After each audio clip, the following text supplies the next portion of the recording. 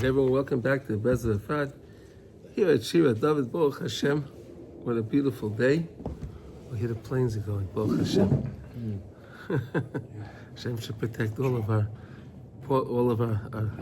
wonderful chayalim and all their missions that they're doing. They should actually get this thing done finally.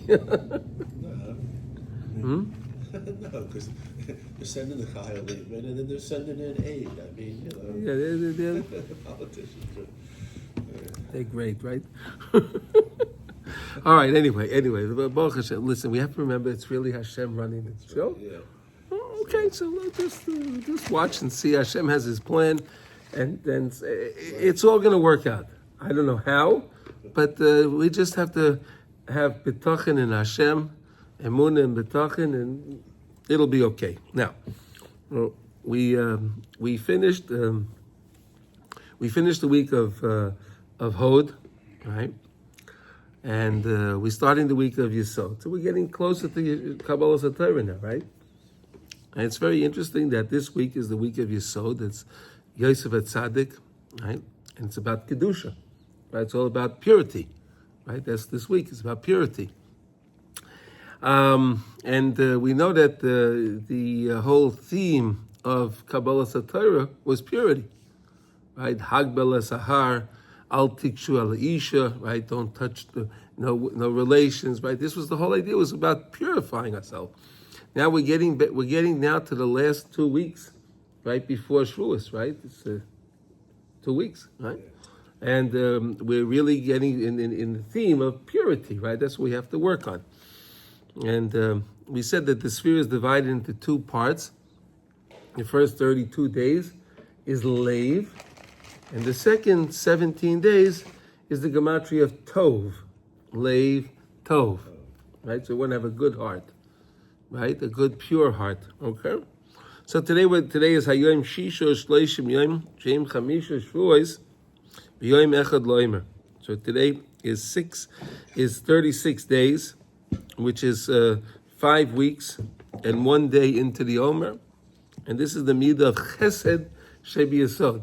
Right, so we have the midah of Avram Avinu, Chesed, and then we have the midah of Yesod, Yosef Atzadik.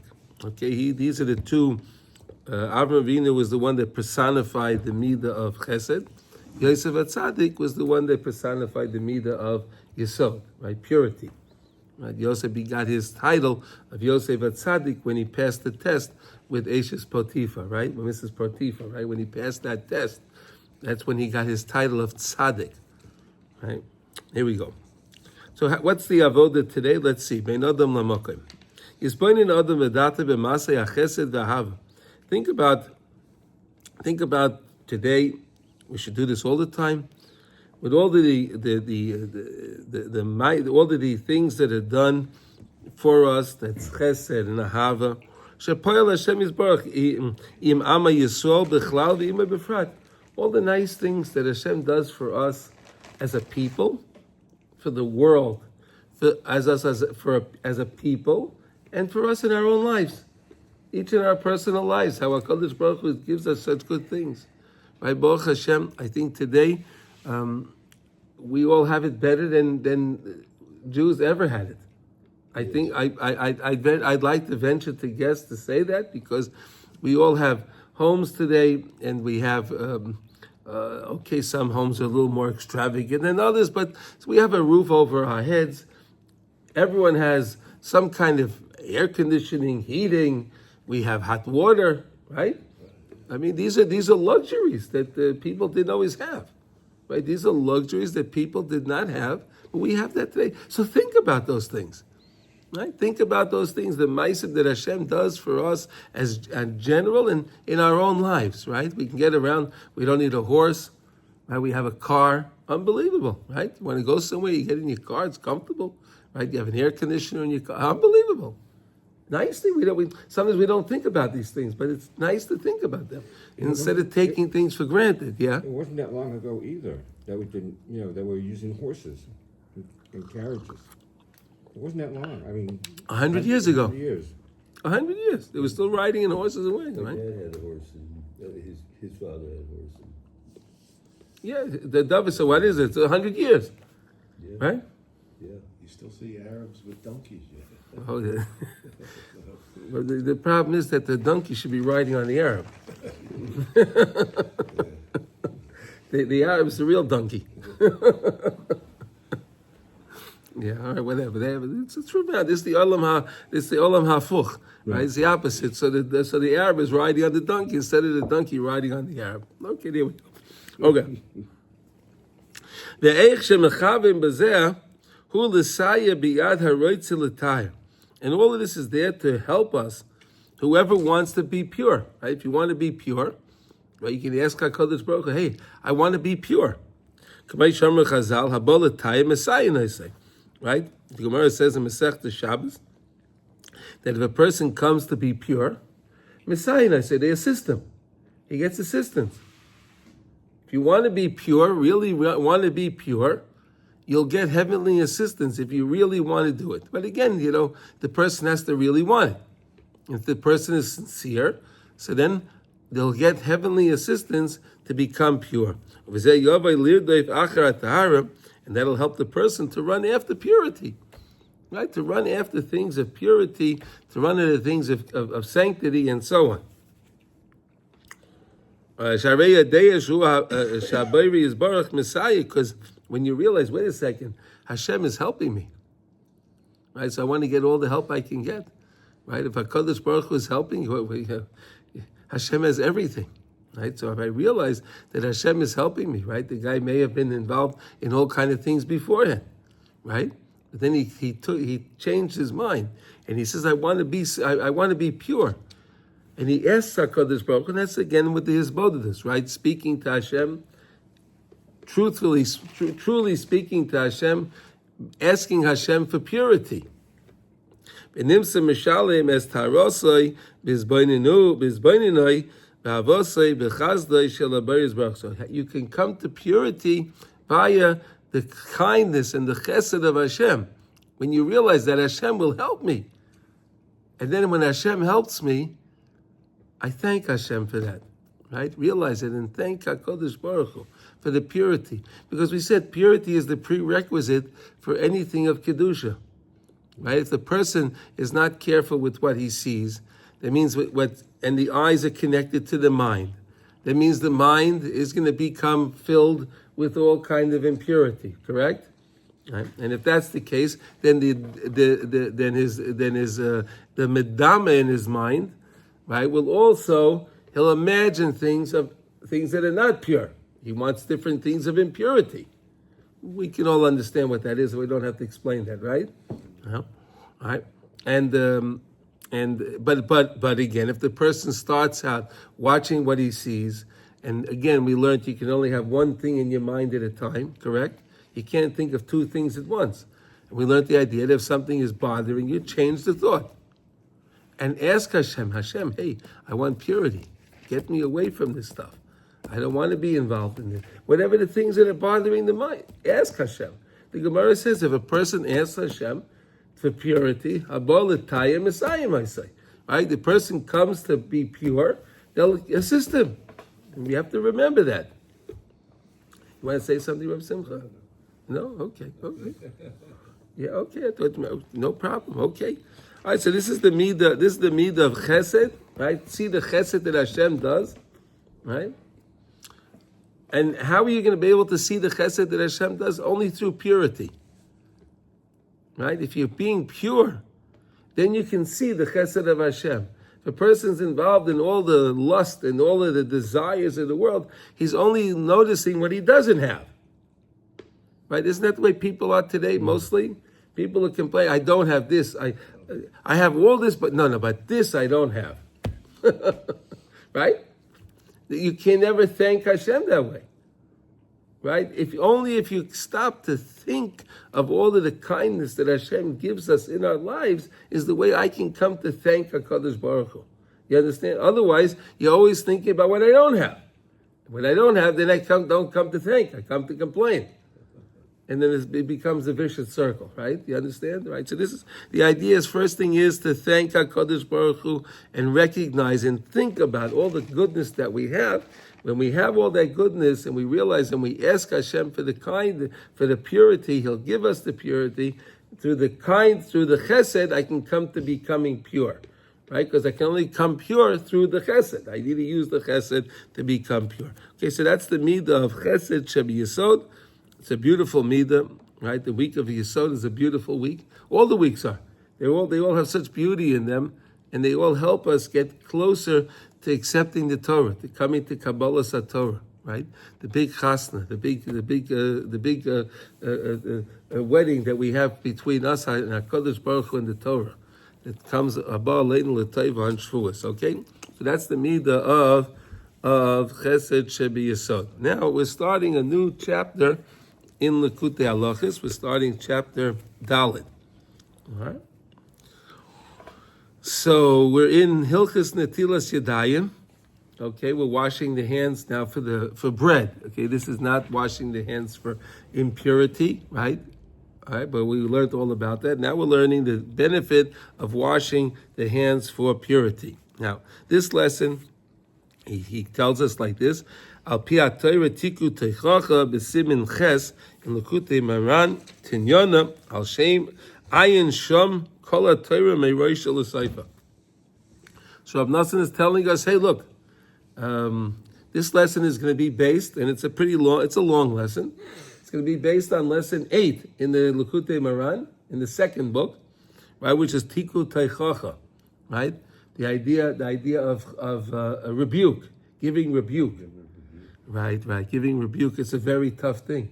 It's a very, very hard, right? The Tanaim were always mumashtoy. They were questioning: is there anyone? Rabbi Akiva said, "Is there anyone in our generation that can give rebuke? Is there anyone in our generation?" He didn't know.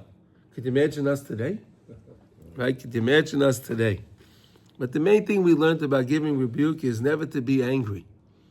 Right? Never to be angry and never to approach a person with you feel angry, right? Because you have to come over to the person and you have to lift up the person. Not if you come to the person and you start complaining to him, right away the person's his defense is the defense mechanism in him goes up, and then he won't listen to anything you're saying. He'll just be anything you say is useless. Hashem demonstrated that for us in this parsha. Yeah. Where He first gives us the blessings. Yes. It's positive, it makes you feel good, and then He tells us the bad news. Yeah. But first He gave us the blessings. He gave us well, really, also the curses. If you understand how to read them, they're also blessings. Also. They are, but Yeah. You have to be open to hearing them. Yeah.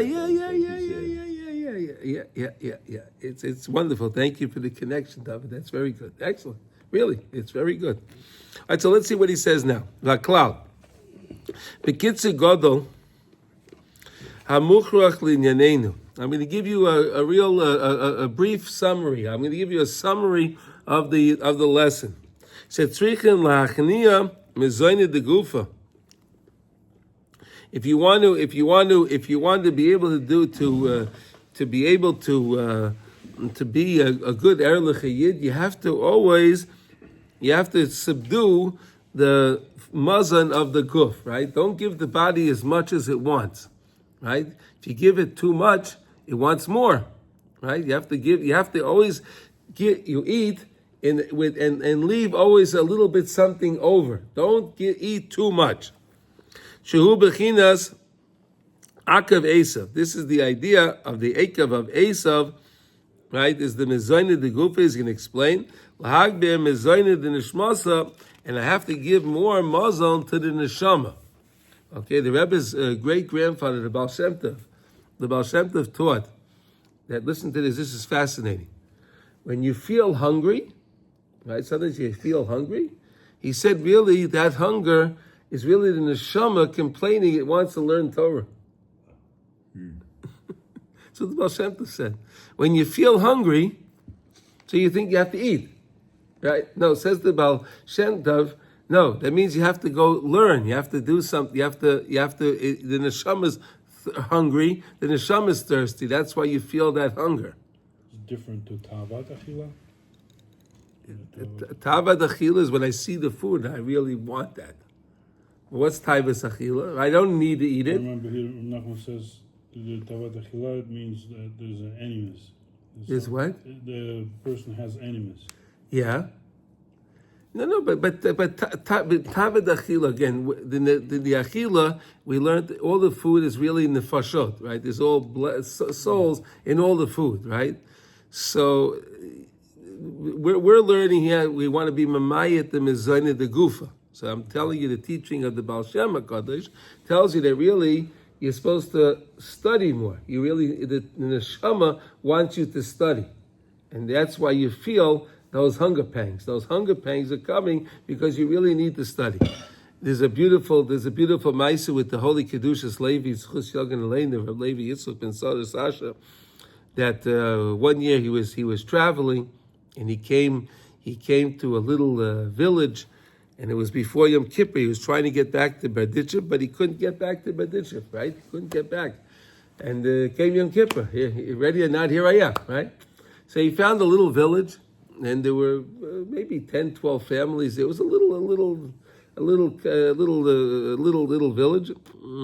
And he came in. They had no idea who he was. And he asked them, can I daven for the Yamid? Can he lead the services? They said, sure. He looked like a rabbi, and they didn't have really anyone, He davened, it was amazing. You can only imagine the Kedushas Levi on Kol Nidre, right? Ma'ariv, Yom Kippur, and then Shachris, Musaf. He davened all the tefillahs. He davened everything. He davened through the whole, it wasn't that, this one davened this, and he davened it. No, he davened all the tefillahs, everything. After Ne'ilah, so everyone wanted to go back home to eat. Right? They want to break the fast, right? That's what you do after Yom Kippur. You better break your fast, right? So the Kedushas Levi asked him, and they said, would you like to come with us to eat? He says, no. Can I get a Masechta Sukkah? I need a Masechta Sukkah. The tractate of Sukkah, right? Because it's Yom Kippur, right before Sukkot. So I want to learn the Masechta Sukkah.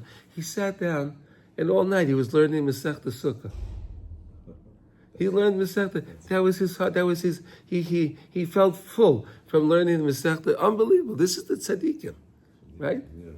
But we can all take a little bit of lesson. We can all take a lesson from that also. Sometimes when we feel that hungry, try sometimes take out the chumash, take out something, a save. You see, again, we're not saying that you shouldn't eat. I'm not telling you, I'm not saying that. Everyone has to eat and eat well. There's nothing wrong with that. But again, sometimes when you want that snack or you want something else, try to take out a safe. You'll see it may work out really well. All right? And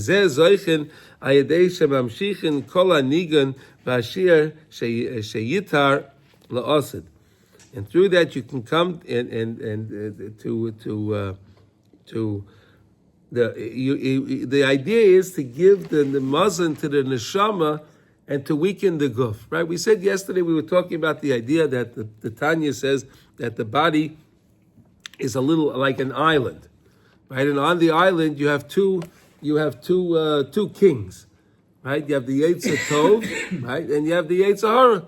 They're two kings, right? And the Yetzer Tov is one who wants to rule, and the Yetzer Hara wants to rule, and they're fighting. So he's saying here, this is the same idea. Right over here, you want to subdue the koyach of the guf. You want to subdue the body. Again, you don't want to break the body. You have to you just want to make it a little weaker, and make the neshama a little stronger. Give the neshama the edge over the body. Give the neshama the edge over the body. That's how we get up early in the morning, right? Right, you want to get up to daven for nates these days, we start 5:17 in the morning, right? Hey, you got to hold back a little sleep, right? Hold back a little. The body wants to sleep a little longer. I'm getting up, right? That's giving the edge of the neshama over the body. Okay. Now there's a song that's going to be sung in the future. That's the song of Mashiach, right? Right, the Shir Chadash. Right, there's going to be a new song. That's going to be the song of Mashiach that we're going to hear. Shehu bechinas hakol hamashke sagan. This is the idea that the kol was giving was giving to drink to the water to the gan. We learned about yesterday.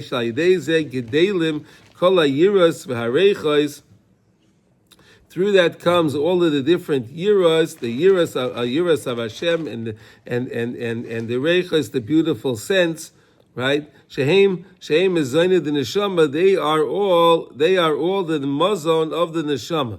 He's going to explain. This is just the brief review of lesson 8 on Likutey Halachos. Okay, so we're just, and the Rav Nosson is going to explain it through halacha dalet. So just stay tuned. Okay, bechinas es kalecha shemati began ve'ira. Adam Rishon, right? Adam Rishon heard the voice of Hashem, and then it brought about him to be scared. Right after he ate from the Eitz Hadas, Hashem called him. And he got scared. He got scared based on this. So it brought up Yira. It brought up Yira when he heard the call, the voice, right? So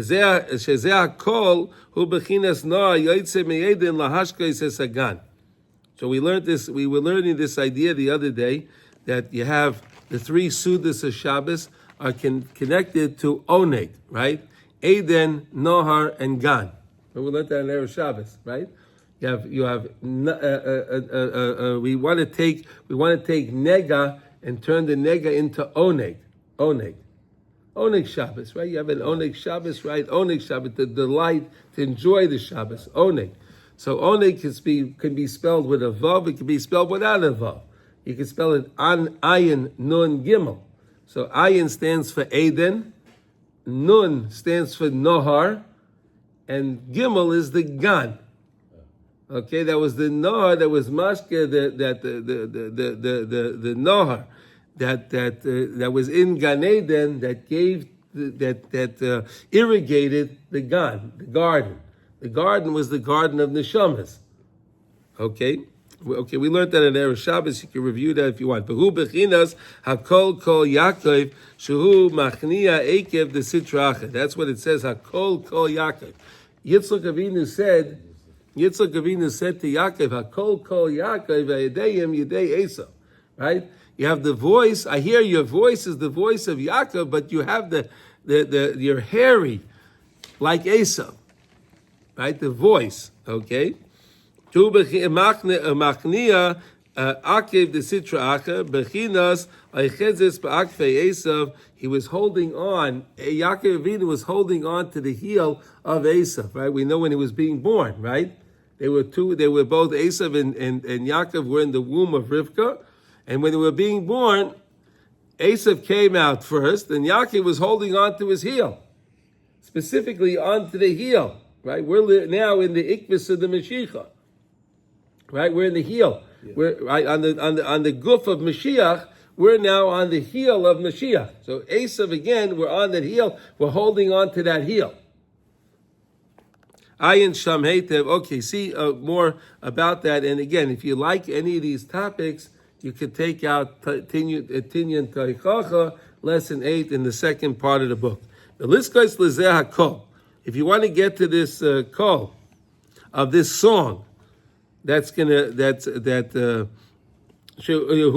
Tefillah Bechinas Din. That's through a Tefillah of Din. Now let's discuss for a minute what does it mean a tefillah shebedin.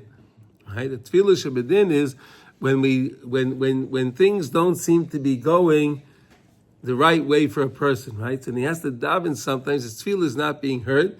He has to daven a tefillah bedin. A tefillah bedin means he calls Hashem out, so to say, on things. Hey Hashem, I have this family, and I need money for my family because I need to support them, right? I need, or whatever the case is. I'm not well. I need to be well so that way I can daven. I can daven and serve you, Hashem, right? It's tefillah b'din, right? When we do that, the tefillah b'din comes from the left side. Din comes from the left side. The sitra acher is connected to the left side. He's on the side of din. So now a person davens that tefillah, what happens is, the sitra acher sees, oh, that's din. He swallows that tefillah up. But when he swallows the tefillah up, what it does is, it causes him to gag. He swallows it. It's a trick. He swallows it. He thinks it's like bait, right? It's almost like bait. You go fishing, right? You go fishing and you put your bait on the hook, right? And you put it into the water, right? So the fish sees the bait. The fish grabs the bait. You get your fish, right? You'd have a tefillah bedin. The tefillah bedin. The sultan sees, oh, tefillah bedin. Oh, that's the bait. He takes it. Now, when he takes the bait, he swallows the bait, right? He swallows that. The same way with the fish, you pull him out, right? You can pull the fish out once you got the hook in him, right? Now you got the tefillah bedin in him. You cause the sitra achar to regurgitate, to send back all of the Kedusha that he had stolen from us all over a long time. That's how the Rebbe explains. That's how we get Gerim, right? Gerim come along. Right, Gerim, converts. Converts come about from a tefillah shebedin because there's so much holiness that's inside that the sitra achar is swallowed. And every time we daven a tefillah bedin, we cause him to give back much more than we put in, even because we cause him to make it to give back. Okay, shall a bal koyach. If you're a bal koyach, in other words, you have to know how to daven. Right? Okay, you have to know how to daven. Right, if you daven in that way of din, okay, shal yedei zeh maitzia me'asitra achar kol kedusha. You could take out from the sitra achar all the kedusha that he stole from us. Right? He survives on our tefillahs.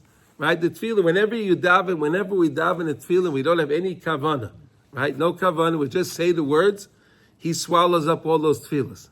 It's all Kedusha. He swallows them all up. When you daven, that's why it's so important to daven with kavanah, because then your tefillah has a chance. Otherwise, it just gets thrown in the garbage. Sitra achar, he takes it. He takes the tefillah, right? But there's a way. But again, that doesn't mean a person should say, if I'm not daven with kavanah, I shouldn't daven. No, because you still daven because you want to have those tefillahs, and even though he stole them, but they're not rightfully his. So then when you daven a tefillah shebedin, you can have him give back all of those tefillahs, right? You understand? To shift from davening, like whatever, midat arachamim or whatever, to midat hadin, does it mean that your approach needs to be more of like an aggressive, demanding approach? Not more demanding. Is Hashem enough? Kind of enough. No.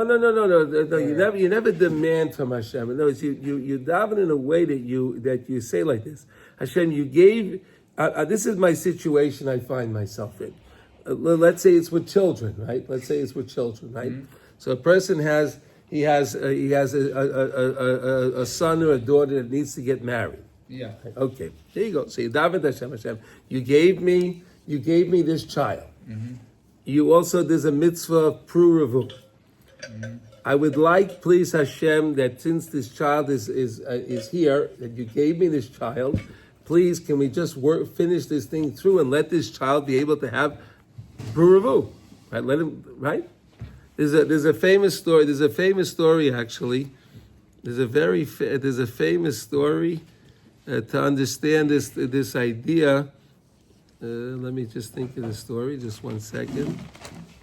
Yeah. There was a yid that made his way. He was in the Holocaust, and he made his way. His whole family was killed out, and after the war, he made his way to Eretz Yisrael. But he had nobody. His whole family was wiped out. He made it to Eretz Yisrael, and it came. It was in 48, and there was a big milchama with the Arabs and everything that was going okay, and somehow he got shot in his leg with an arrow from an Arab. He got shot in his leg with something on the arrow. There was something on the arrow, and he got very, very, very, very sick from this. He was taken to the hospital. He was in the old Shaarei Tzedek hospital, right? The old Shaarei Tzedek hospital, and he was taken there. And they were working on him, and they were hoping to be able to save his leg, but they said that we don't think we can save your leg. We're going to probably have to amputate his leg. All right? He came. It was the time of Lag BaOmer. It was the time of Lag BaOmer. Right? So he was in the hospital, and he had his friends, and they were all worried about him. Right? He had no family. It was just his friends. And he said to his friends, he says, "Listen, I don't know. Can you take me on Lag BaOmer? I want to go to Meron. I want to go to Meron." They said to me, we can't. Could you imagine today? If you want to go to Meron from here, it takes you 2.5 hours, right? Back then, it was a 6 or an 8 hour trip. It wasn't an easy trip. And they said, plus you're in the hospital and then you're attached to all these things. How are we going to get you to go? He said, I don't know. I got to get to Rabbi Shimon. Right? Rabbi Shimon said, "Saimach alai, you can be saimach al Rabbi Shimon. Be saimach on Rabbi Shimon." Right? I want to get to it. So somehow they got he couldn't actually sit. So they got some kind of a truck that they were able to lay him. They would lay him down, and Baruch Hashem, they made it to Meron. It was Nisim and the Fleiss that they made it there. Through all the Arab ambushes and all. They made it there. They made it there. And he came. They got him. They got him in. They carried him in, and they put him by the kever Rabbi Shimon, and they left him there.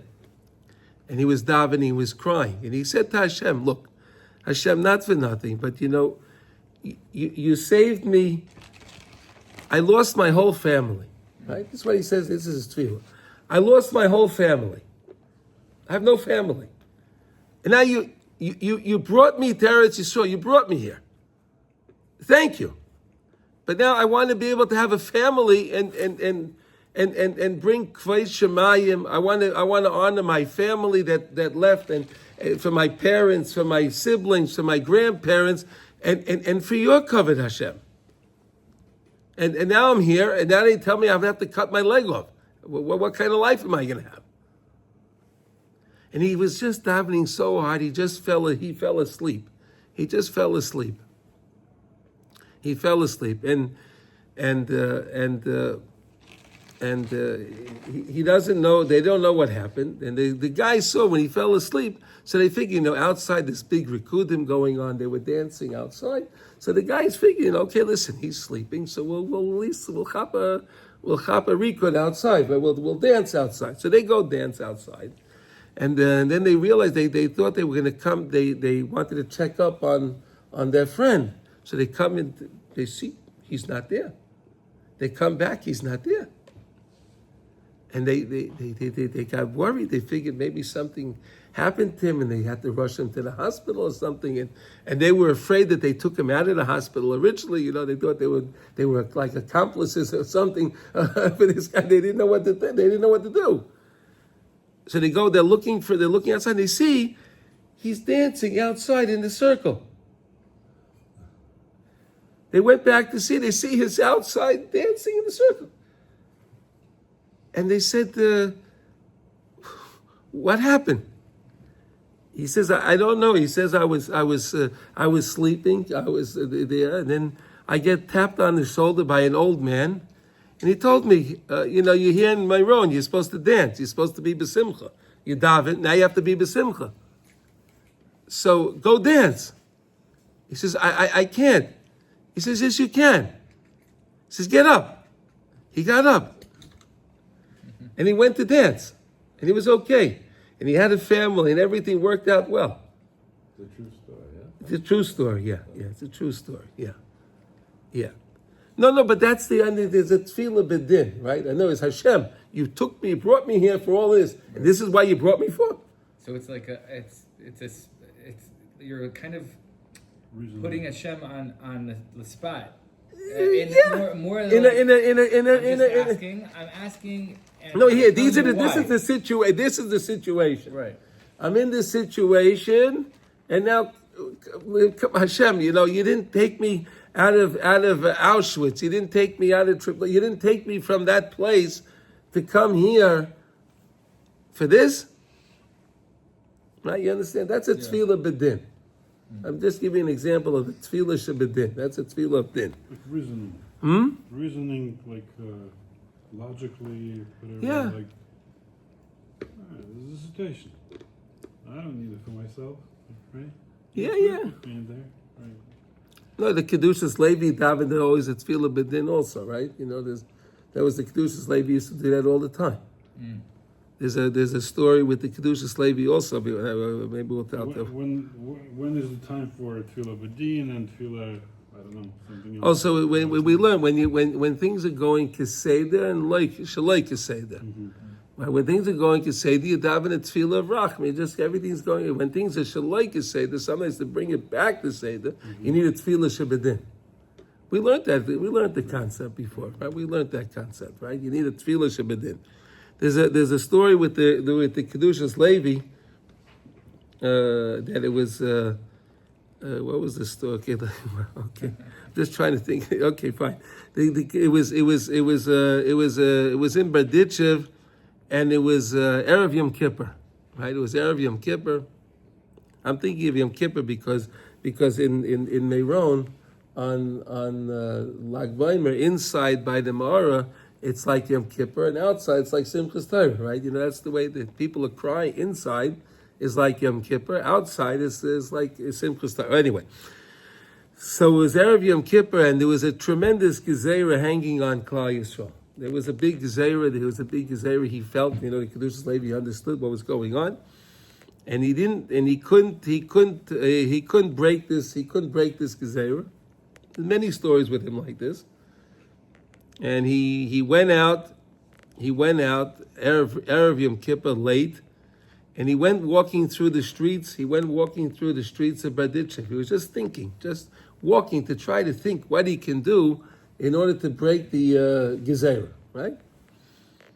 I mean, everyone's eating their suda, everyone's in home getting ready for Yom Kippur. He's taking his way walking.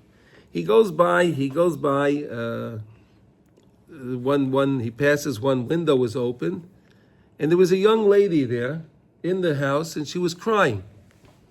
The young lady was crying. So he asked her, why are you crying? Why are you crying? So she says, no. He says, please tell me. So he says, she says, okay, fine, come in. So she comes in. He comes into her house, and she says, listen, I want to tell you what happened. She says, you know, our parents, our parents passed away when we were young. They both passed away, and it was just me and my brother. That's what we have, is me and my brother. And she said that we wound up working on this for parrots. We worked for some kind of parrots. It was a parrot, you know, the landowners, right? They had no way to make them. They had no way to make a parnasa. They had no what they have. So they went to work the fields or whatever they worked. Okay. The parrots had a son, teenage son, that really liked this young lady, and he wanted this girl, this holy girl, right? So he kept bothering her. He wanted her. And one day, she said, he came over to me and he grabbed my hair. And she said, I was petrified when he did that, and I just ran away. I ran away, and I felt how disgusting my hair is, that this guy touched my hair. How disgusting that is. So she said, I cut my hair off. She cut her hair off. So the Kedushas Levi said, what did you do with the hair? Oh, I put it in a box. I have it in the closet. I put it in the can you give me that, please? Can you give me the box? She says, you want that? I said, please, I'll give it back to you. I need it. She gives him the box. And with that, he goes to the base medrash. Right? He goes to the shul in Medici, right? The big shul. And it was already getting late, and people already in shul. Everyone said Tefillah Zaka, and they were all starting. They wanted to start Kol Nidre, but the Rebbe wasn't there, so they didn't start. But everyone was getting a little antsy, like it's Yom Kippur. Rebbe, where are you? So he comes into the shul, and he takes this box, and he puts it on the bima, and he gives a clap, and he says, Rabbeinu Shalom, what do you want from us already? What do you want from us? Look at this young lady. She did nothing wrong. You took her parents from her, and she's just trying to make a living so she can earn, so she can have food to eat, and she gets attacked by this monster, and she feels hurt by it. What did she do wrong? What did she do wrong? She didn't do anything wrong. What did she do wrong? The guy grabbed her hair. What did she do? She didn't do anything wrong. So he says, Rebbeinu Shalom, can you please help us out here? And he says, with that, he was able to break the gezerah. Again, a tefillah bedin. Sometimes you need to do a tefillah bedin, something, hey, Rebbeinu Shalom, hey, look, come on. Right? You understand? I gave you two different examples of a tefillah shebedin. Okay? A friend of mine was Yeah. in Meron this past Lag Omer. Yeah. And he made it up to Rav Shimon's kever. Yeah. So he said that he heard another guy davening to Rav Shimon. I don't know what the issue this guy was davening for.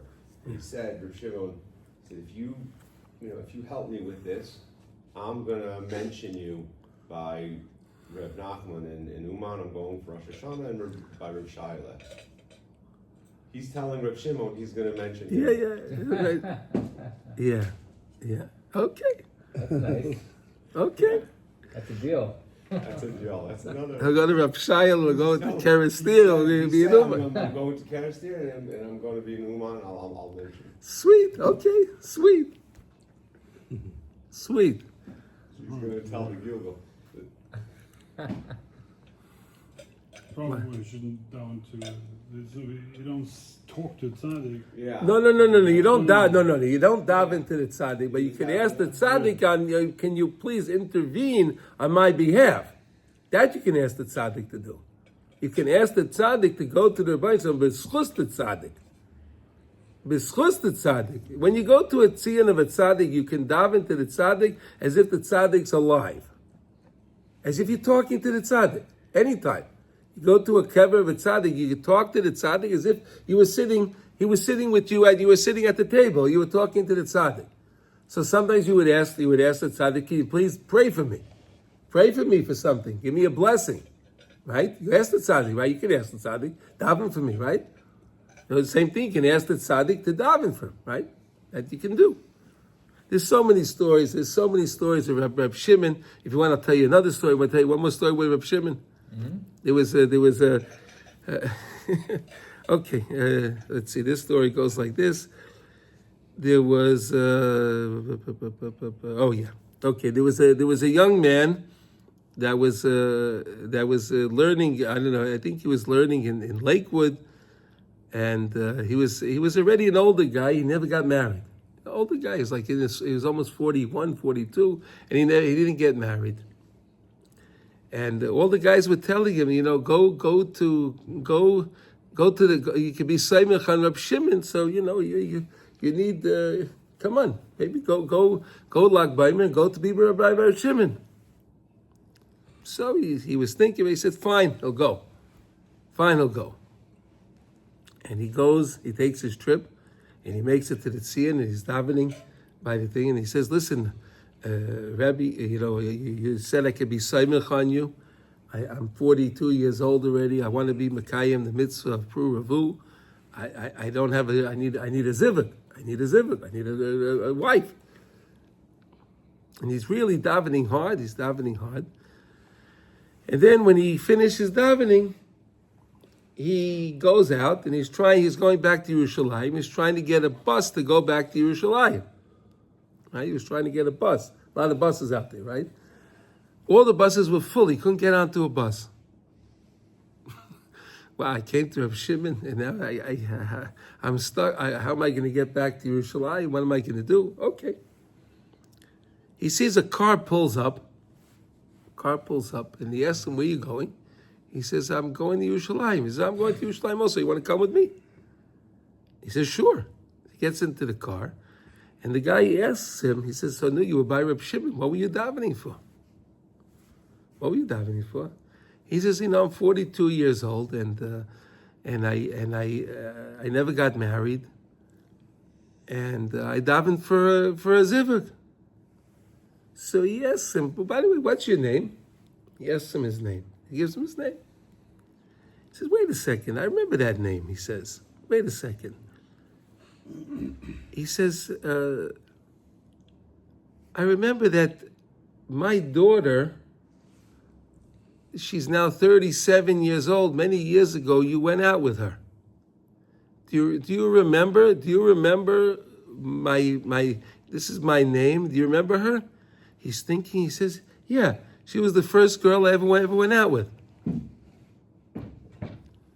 He says to he says to the guy, he says, she never got married either. She never got married either. So he says to the father, he asked the man asked this young man, this young man, he asked him, would you want to maybe go out with her again? He says, sure. Well, make a long story short, they got married and everything was happily ever after. But you see how Reb Shimon worked, right? He couldn't get on the bus only because this car had to go by. And this guy went to Reb Shimon to daven that his daughter should get married. And he's davening for the zivug. So Hashem sends the car there with this guy in it, and he gets it. Yeah, there's literally hundreds of stories, right? Yossi, I'm sure you know many of the stories, right? You ever hear that story before? No, not that one. No, not that one. Okay, there's many more. I can tell you more, but let's learn now. Okay, Kol Kedusha v'chol meimei hadas shebola. All of the Kedusha and all of the meimei hadas, all of the das that the Sitra Acher was bola. He swallowed up, right? Anything that he swallowed up, we can in this gala hadas the Kedusha ki mola oretz bebechinas ki mola oretz deya es Hashem kemayim layam mechasim.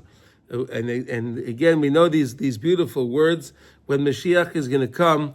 Ki meloi haaretz deyas Hashem. The world will be so covered with the das of Hashem.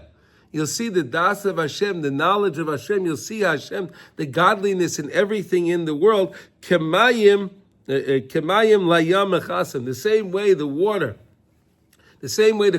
water covers the ocean, and you can't see anything inside the ocean. Right, everything is just the water. So too will everything be so clear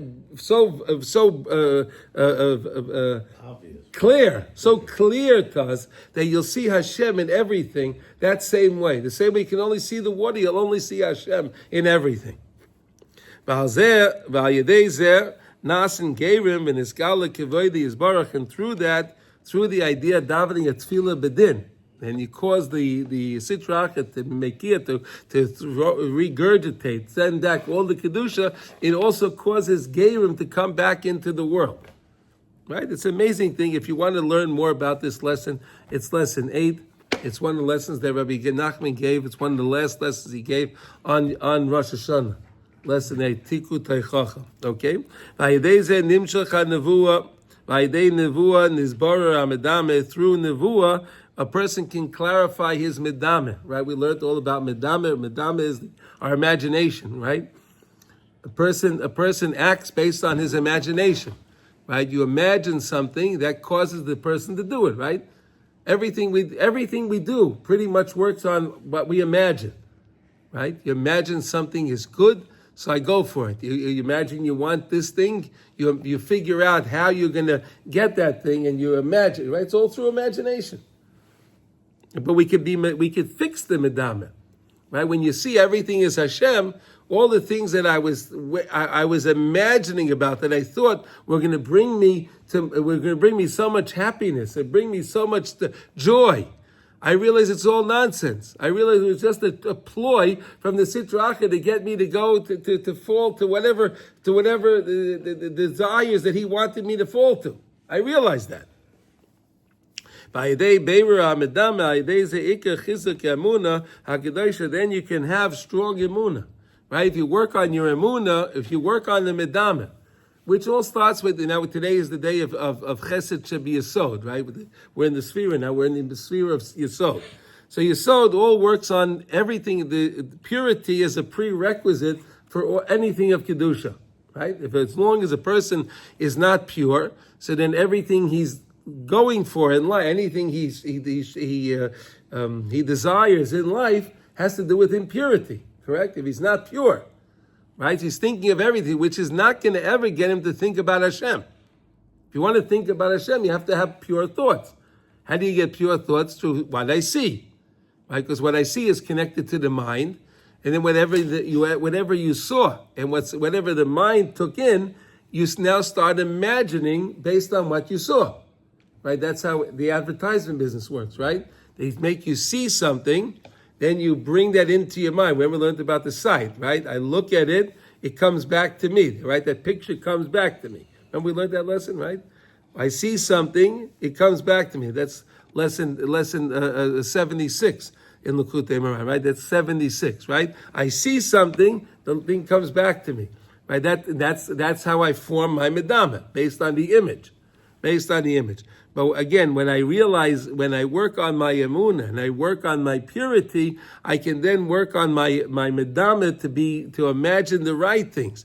Imagine that I can serve Hashem. I can be happy with serving Hashem. I can enjoy my learning. I can enjoy my davening. I can enjoy my Shabbat. I can imagine these things, right? But again, if the person is working on purity, he can imagine how he's going to enjoy things of impurity, work on the emunah. And then the person will have emunah in Chiddush Olam. What's Chiddush Olam? To remember that we're always new, right? Hashem is always recreating the world. The world is always new. Every day we're new people, right? The Sitra Achra wants us to always believe that we're the old guys, same old, what's new, nothing's new, same old, right? That's not true. We say in our davening every day, right? Hashem makes the world anew every day. The world is anew every day. And you have to believe in Chiddush Olam, because that's the way a person can work on his medama and fix it. Because if I realize that now I'm new, I'm starting a new slate today, it's a brand new day, so it means I'm not connected to all the things of yesterday. I can start again. But if you think you're the same person and you can never change, so then that's a problem, right? But if you believe in Chiddush Olam, right, and I'm a new person, that means whatever I wanted, to what I was then. Now I'm new. I'm not stuck on that. I can make a change now. It's amazing to understand that, right? Rav Nosson says that's the most important thing that we have to believe in, that Hashem is constantly recreating the world. You can only understand this through emunah. Das, it makes no sense in my knowledge. I just need emunah to understand, to believe how Hashem is recreating everything anew. To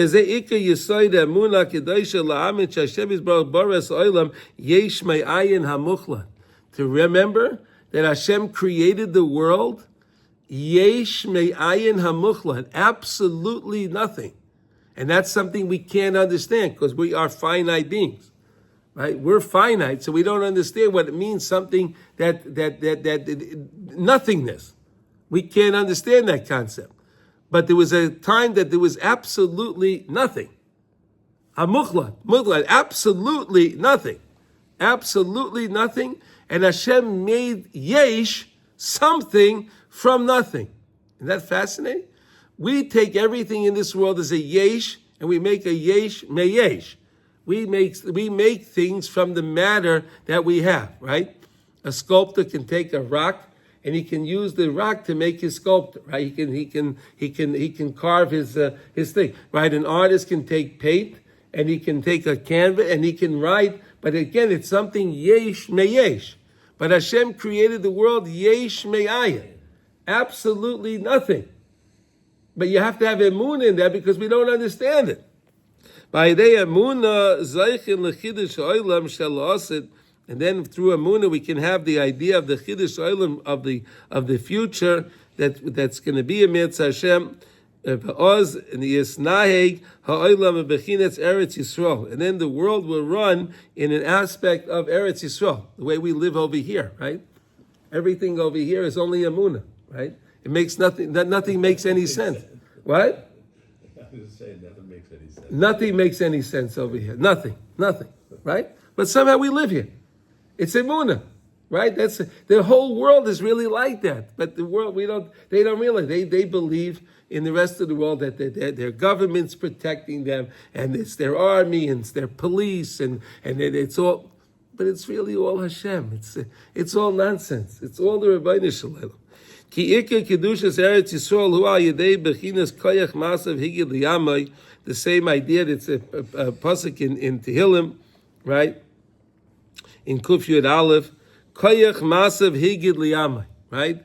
The idea that's the first Rashi in Chumash Tahainu, ayidei amunas chidush olam bechinas bereishis bar likim es hashemayim, k'may sheperish Rashi sham shebeshvil zeh pasach. Therefore, the Rashi says that's why did Hashem start with the story of creation, right? He says why. The story of creation, bereishis mishum koyach masav higid, right? Rashi brings that the whole idea was that Hashem said that I created the world and I gave lands to whoever I gave it to, and they didn't use the lands in the right way. They didn't follow what I told what they were supposed to do. I took it away from them and I gave it to you. And he gave it to Klal Yisrael. And we have to have emunah that HaKadosh Baruch Hu took the land away and gave it to us. Right? And it's ours. It's our land. The day that we'll believe it's our land is the day that we'll have our land free from all of the nonsense. Right? We have to believe that. So therefore you can conquer Eretz Yisrael. Right? Our guys are trying to conquer the Gaza, right? They're trying to Hashem should protect every one of them now. Right? I mean, the whole thing to me, and I cannot, it really, mamish, makes no sense. The government sends the soldiers in, they conquer big areas of Gaza, and then they say, okay, now everyone go out. They take them out, yeah. Why? Why? You just conquered the place. You lost soldiers, we lost lives. We lost beautiful neshamas conquering the land, conquering it. And then we say, no, now all go out. And then they go back again. Now, okay, we're going to go in again now. Why? It's crazy. Yossi, does it make sense to you? Which country in the world conquers something, they put a fence up around it, they put their flag there, it's mine, that's it. Well, I'm going to leave. You keep people there, you keep your soldiers there so they can't come back. What do we do? No, we don't do that. No, we'll leave. It's whatever. Lichvay Eretz Yisrael. Nimsa sheikar Kedushas Eretz Yisrael hu ayidei shemamim bechidush olam dainu sheHashem yisbarach boras olam yesh mayayin. Kemay shekasa breishas bara lekim es hashemayim v'esaretz. Right? That's the whole idea. That Hashem created the world, the yesh mayayin. It's Hashem's world. He gave it to us. Let us be proud that Hashem gave it to us. We don't need the United Nations to give us anything. We don't need America to give us anything. Hashem gave us the land. It's Hashem gave it to us. But can we be proud to say that Hashem gave us the land? Right? Maybe one day they'll do that, right? No? Our leaders, you mean, yeah. Yeah. Maybe you see Netanyahu get up and say, Hashem gave us this land. yeah. Right. If they said, if he were able to utter those words from his mouth, every Arab would just leave Israel. They would all leave. They'd be petrified. They'd all leave. They'd all leave. If he can open his mouth and say those words. Right? If Send he them can, an email. huh? Send them Yeah, an send email. them an email. They'll probably put me in jail if I did that. Yeah, okay. Vika Kedusha Eretz Yisrael Shesham Esgala Hashkachasa Yizbara. And the Kedusha of Eretz Yisrael, that Shesham is Gala Hashkachos Yisrael, you see the Hashkacha of Hashem. You see how Hashem is mamish watching, like the pasuk says, Tamid Einei Hashem Alekecha Ba Mereisas Shoshana Anak Rishon. Bechinas Tamid Einei Hashem Alekecha Ba Lo Osid She Yisnaheg Kol Ha'olam Bechinas Eretz Yisrael. The whole world will run like this idea of Eretz Yisrael. The same way we see over here, how Hashem is really controlling everything, and He's carefully that we can sit here today. That we're here we're here in Efrat, right? We're here in Efrat. We're surrounded by a bunch of people that hate us, correct? Right? All of them. But we're here. Baruch Hashem. Baruch Hashem. Oz Yisnane Kol Olam Raka Yedei Ashkocha. Then the world will only run through Ashkocha Levad on this battle at Teva Legamri. And then the whole idea of Teva, the whole idea of nature will be nullified. We'll see yes, there always is, there is nature. Things run. Hashem made the world run on a certain way. And there is nature, but the nature is run by Hashem, right? Mother Nature is run through Hashem. Hashem decides what is going to happen with the weather. It's Hashem doing it. It's not the nature. V'oz yitar shir shel hashgacha b'neflois. That's the song, the call, the voice that is giving, that's irrigating the gan of the neshamas. Then a person will have the mazon for his neshama. We started off by saying we have to work on subduing the body and giving strength. We want to give more. We want to give more strength to the neshama. Right, so we hold back some of the food that the body wants to give more strength to the neshama. Right, that's how we do that. How does that work? How does what work? I hold back some of the food to give strength to the neshama. Right, if I hold, because I'm doing that because I want to become more holy. So I want to eat more, but I won't eat more. I hold it back. Gvura. Right, a person had one plate, right, and he goes, instead of going to get a second plate, right? I'm not going to eat the second plate. I'm going to study something. There you go. Right? Say another kapitel to him. Do something for the neshama rather than that. Like we said, the Baal Shem Tov said, a person feels hungry. Those hunger pangs are really his neshama is saying, hey, I'm hungry. Right? When a person, you feel hungry, right? The neshama is saying, give me something to eat. That's the neshama saying that he wants something to eat. Okay? Machniya is saying something else. Right, he's saying, no, give me more food. Yeah. So right, if you're hungry, you have enemies. Today fasting, meaning like that idea of fasting and Rabbi Nachman said Rabbi Nachman started with a lot of fast, and he said no. He says that's not the way to do it. He said Rabbi Nachman said that he's sorry that he did what he did. He said that. Rabbi Nachman said that. He realized he weakened his body. He said that himself. That I weakened my body via the fasting. But today he said you spend more time with his baididus. Spend more time with his baididus than even fasting. Right? But he's saying that, no, here you're going to eat, but don't eat as much. Hold back something. He didn't say not to eat it all. Right? He didn't say, look, it says here.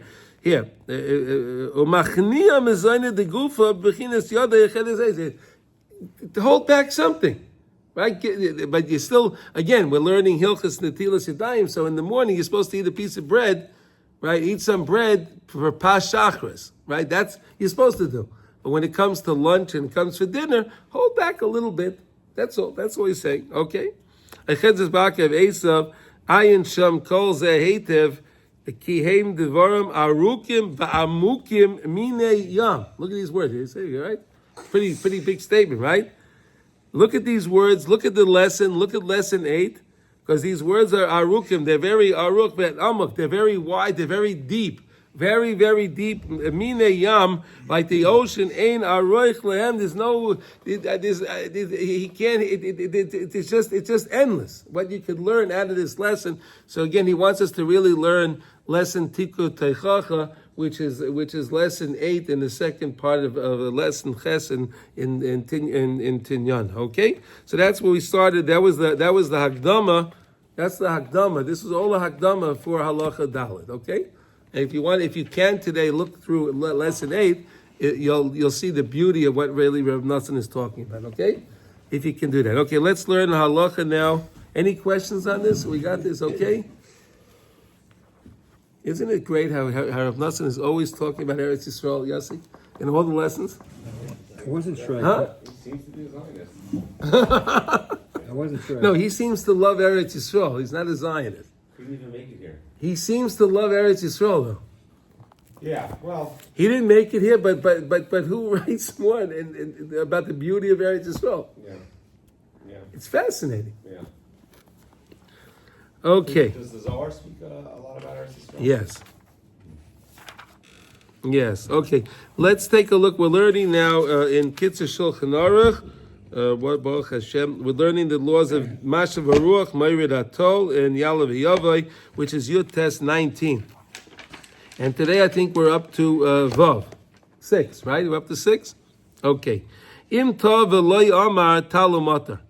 What happens if it's the summertime and you didn't say Talumatar, right? Saying Talumatar, right. Im Niska Koidim Shiasaya and Bracha Mevorach Hashonim, right? So this is the Bracha Mevorach Hashonim, right? In Baruch Aleinu Hashanah Azayis Eskamini Yisrael. Right. V'Imesham v'Sein Talamata Levracha Al Pnei Adama v'Sabeinu v'Choisim Karoyu. So if you went through you're still in the bracha of Baruch Aleinu, and you didn't say v'Sein Talamata, right? That's in the winter actually. Sorry. Say that right. In the summertime we say the same bracha, right? In the wintertime we say the same talamata.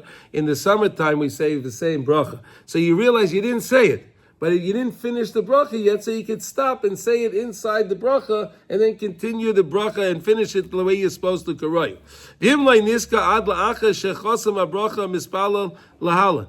What happens if you didn't remember?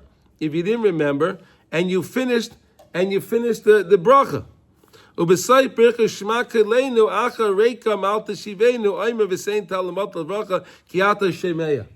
then, if you didn't say it in Baruch Aleinu, when you get the Shema Aleinu, you can stick it in. You could put it in there, right? Notice you don't go back and say that. You don't start Shmona Esrei again. You put it in to Shema Aleinu, where it says Reikam al Teshivenu Hashem the Reikam al Teshivenu Omer v'Sein Talamot L'Bracha Ki Ata Shemei Tefillah Hashem you hear the Tefillah and you make the bracha for the parnasa over there. V'Afilu Im Loi Niska Oz. What happens? He didn't remember then. Rak Acha Shama Baruch Atah. If you said Baruch Atah, Kol Shaloi Amar Adayin Es Hashem. If you didn't say Hashem's name, you said Baruch Atah. But you didn't say Yud Kei Vav Kei, you didn't say Hashem's name yet. Yochel Loim v'Sein Talamat L'Vracha Ki Ata Shemei, and then you say Ki Ata Shemei again. This is in Shema Keleinu. Aval Im Loi Niska Ad La'aka Shetziyim HaBracha Shemei HaTfilah Chayze Maskil Baruch Aleinu. Here's a chiddush, right? So in other words, if you finish, now you said Baruch Aleinu, you realize you didn't say v'Sein Talamata, right? And then you forgot again even in Shema Keleinu. So then go back to Baruch Aleinu again. Go back to Baruch. You don't have to start again. Don't start Shmona Esrei again. Just go back to Baruch Aleinu. Right? We said it was different. It was different when we say Mashav Ruach Meirid HaGeshem. We say why? Because Mashav Ruach Meirid HaGeshem is in the first 3 brachas. The first three brachas of Shmona Esrei are connected. They're one unit. So if you made a mistake, you have to start again, right? Because they're one unit. But if you're in the brachas of our requests in Shmona Esrei, right, where we're asking Hashem for things, those brachas are all together. They're all connected together. So if you said you said Shemei Tefillah, and you realize you forgot to say the same Talamata, you can go back to Baruch Aleinu and then go carry it through again. You go back to Baruch Aleinu and come back again to and the Shema Aleinu.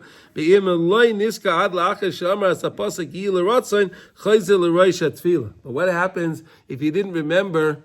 Even when you came to the end of Shmona Esrei, you said the Hilah Ratzon didn't free, and then you realize, I didn't say the same Talamata, and I didn't remember to go back by Shema Aleinu, and so then he says, in that case, you have to go back to the beginning of Shmona Esrei, start all over again. So if you're in Baruch Aleinu, and you're supposed to say the same Talamata, it's the winter time, you're supposed to say the same Talamata, and you didn't say the same Talamata, right? You didn't talk about the rain. You didn't say Hashem to give us the rain. So you didn't. So then, if you're still within Baruch Aleinu and you didn't get to the bracha yet, just put it in Baruch Aleinu. If you got to Baruch Aleinu and you said Baruch Atah Hashem, but you forgot to say and then you didn't say Hashem's name, so then you could say, you can add it in over there, the same Talamata, and then you say Hashem Mevarach Hashanim. Then he said, if you forgot to do that, and you came to Shema Keleinu, right? And then in Shema Keleinu, he says, when it comes to Reika Malta Shivenu, Chanenu V'Neinu Shema Tefillah Seinu, you say by Shema Tefillah Seinu, you say Hashem, you say over there, the same Talamata Levracha. And if you didn't remember it over there, right, and you finished Shema Keleinu, and you finished you finished Shema, what do you call it? Shemaya Tefillah. So then he says you can go back to Baruch Aleinu. If you didn't say it, if you didn't add it in Shema Keleinu, then go back to Baruch Aleinu and then say the same Talamata in Baruch Aleinu and then carry it through. But what happens now if you came to the end of Shemon Esrei and you said and you all finished? Now you have to go back to the beginning of Shemon and start all over again. That's a knas. Okay, so the chiddush is that here that because you're in the request brachas is different than if you didn't say, and this is very important to remember, if you didn't say Morid HaGeshem, right? Morid HaGeshem, right? We say Morid Atal, Morid HaGeshem, right? In those brachas of Morid Atal, Morid HaGeshem, those are three brachas, right? We start off Baruch Hashem, we say Magen Avram, Mechaya Mesim. Those three brachas are one unit. You can't break, you can't what do you call it? You can't make a mistake in them because it's one unit. So if you forgot over there, you made a mistake, then you have to go back you start again the bracha again because those are the three. The chiddush here is that since you're in Baruch Aleinu, here you have a little more wiggle room because you're in the request bracha. So if you forgot to say it, you can make it up. You can go even make it up in Shema Keleinu. If you didn't say it in Shema Keleinu, and if you didn't say it in Shema Keleinu, you finish Shema Esrei, then you have to go back to the beginning of Shema Esrei. Okay, we all understand that? These are practical halachas, right? These are very practical halachas. Okay? All right, everyone should have a wonderful day, and Hashem will all hear good news today, and Hashem should protect all of our soldiers. Amen.